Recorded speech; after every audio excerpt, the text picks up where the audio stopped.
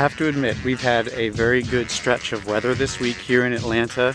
Again, about 65 degrees this morning. No jacket required, no rain. It's been beautiful. Hopefully where you are, anywhere across the world, the weather's been really good. So I'm broadcasting yet another advisor. Ask me your fintech questions again this morning. This is the BlackRock FutureAdvisor edition. Certainly that was the big story yesterday for anyone who watches the online investment service space, the robo-advisor space. Certainly mergers and acquisitions attracts a lot of attention. Well, what's the deal? BlackRock, the world's largest asset manager with $4.7 trillion in assets, primarily because, well, I think primarily because of their iShares offerings. So the trillions of dollars that they offer in iShares, scoops up online investment service FutureAdvisor for a reported $150 million. So you do the back of the envelope metrics of FutureAdvisor. They managed about $600 million. They charged 50 basis points on that.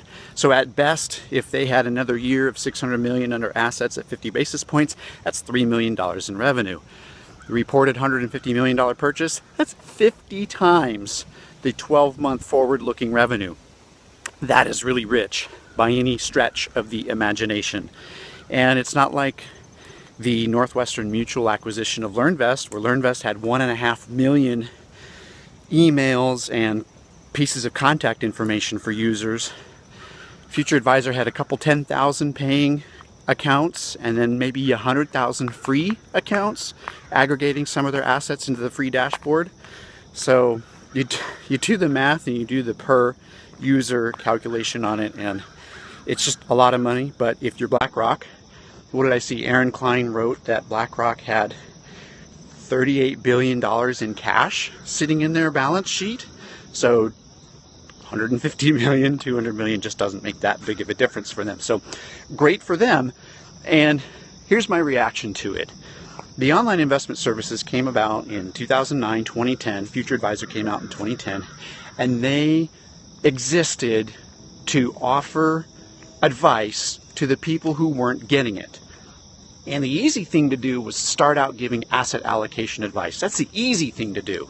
We'll ask you a few questions and result in some type of asset allocation for you. That's great. That's great. I don't really think that that's real true advice. It's investment advice. It's how to allocate your investments. But for the people that I think the online investment services are targeting, what about their credit card debt? Should they get a fixed mortgage or a variable mortgage? Should they be doing anything with their taxes? What about their estate planning? Do they have wills? Do they need a trust? Do they not need a trust? All that stuff is not being touched by the online investment services. Now, to its credit, FutureAdvisor rolled out the college savings, the 529 plan. That is a step in the right direction. Where is that going to go with BlackRock? Look, follow the money. Sorry for the rant, but follow the money. How does BlackRock make money? They make money by increasing assets under management, by getting more assets into their iShares.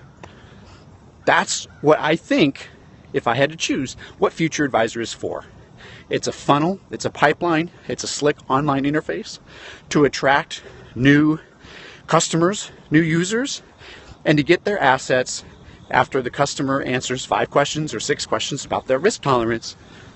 And they get the Invest Now button. Please funnel a bunch of your money into our iShares or any other types of investments. But follow the money. That's how BlackRock realizes a return on investment with this purchase.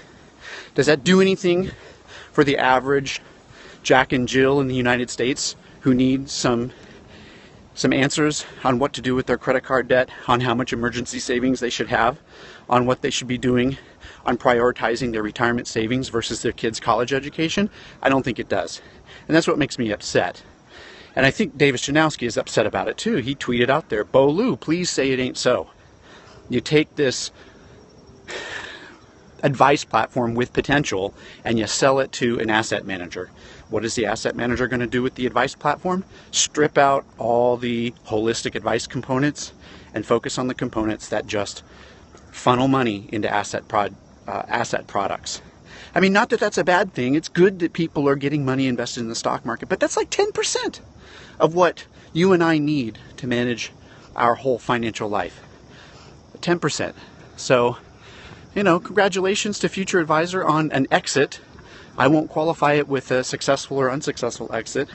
Kudos for BlackRock for picking up a very slick application front end to increase its assets and increase money invested in iShares. But what about the average person in the United States today?